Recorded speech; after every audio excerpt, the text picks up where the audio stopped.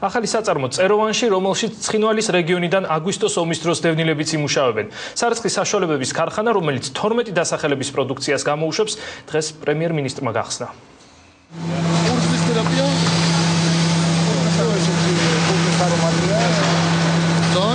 ქართულ-ფრანგული ინვესტიციით შექმნილი ახალი ქარხანა ნიკა გილაურმა გახსნა. დამზადებულია საქართველოში ეს წარწერა დღეიდან 12 დასახელების სარეცხ საშუალებაზე იქნება დატანილი. საწარმო ბერტა საპონს ხმილს და ჭურჭლის სარეცხ სითხესაც გამოუშვებს. ამას ყველაფერს დაეწერება Made in Georgia. Made in Georgia. რომელიც დაიწყება ამავე დროს ესპანეთში. ქართული წარმოების პროდუქცია ადგილობრივი ბაზრის გარდა უცხოურ ექსპორტზეც გავა. პირველი ქვეყანა, სადაც ქართული სარეცხ საშუალება მარტა გამოჩნდება, აზერბაიჯანი იქნება. მოლაპარაკებები უკვე მიმდინარეობს ესპანეთთანაც. წლის ბოლომდე კი ქართული სარეცხი ფხვნილი ევროკავშირის სხვა ქვეყნებშიც გაიყიდება.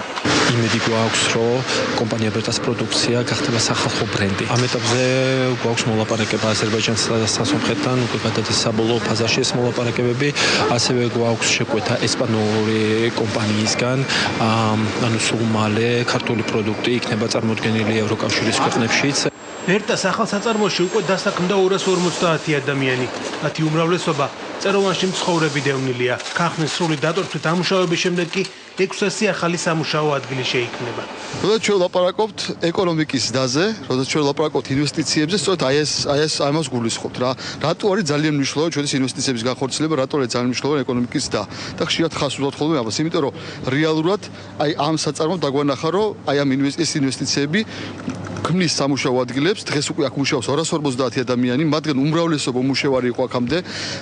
ეს საწარმო, როდესაც პიკს მიაღწევს თავის წარმოების რეალურად დაასაქმებს 500-მდე ადამიანს და ეს არის ის ადამიანები, რომელიც პირდაპირ აქ არიან დასაქმებულები. ეს პირა რაც მუშაობს, მე აქ ძალიან კმაყოფილი ვარ. თვალები მქონდა, მუშაობდი ნუსახას ნატახტაში, მაგრამ ეს უკეთესია ჩემს, იმიტომ რომ აქ ცხოვრობ, ადგილობრივი ვარ და აქ ცხოვრობ. ქარხნის გახსნამდე ჯერ კიდევ მშენებარე საწარმო საქართველოს პრეზიდენტმა დაათვალიერა. მიხეილ სააკაშვილი დეტალურად გაეცნო პროექტს, რომლითაც საქართველოში რამდენიმე ათეული მილიონი ლარის ინვესტიცია განხორციელდა. რამდენი დაზარალებული იქნება ომი და 150. 150 და 500 იქნება და როგორც კი დამსახურებული. 500 იქნება ქარხნის თანამშრომელი, აქ ნახევარზე მეტი იქნება. სადღაც 300-იც იქნება აქ. ქართული საპნის ახალი ქარხანა პროექტის მიხედვით თბილისში დილოს დასახლებაში უნდა აშენებულიყო. თუმცა აგვისტოს ომის შემდეგ მდებარეობა შეიცვალა და დევნილებისთვის ხელსაყრელ ადგილას სოფელ წეროვანში აშენდა.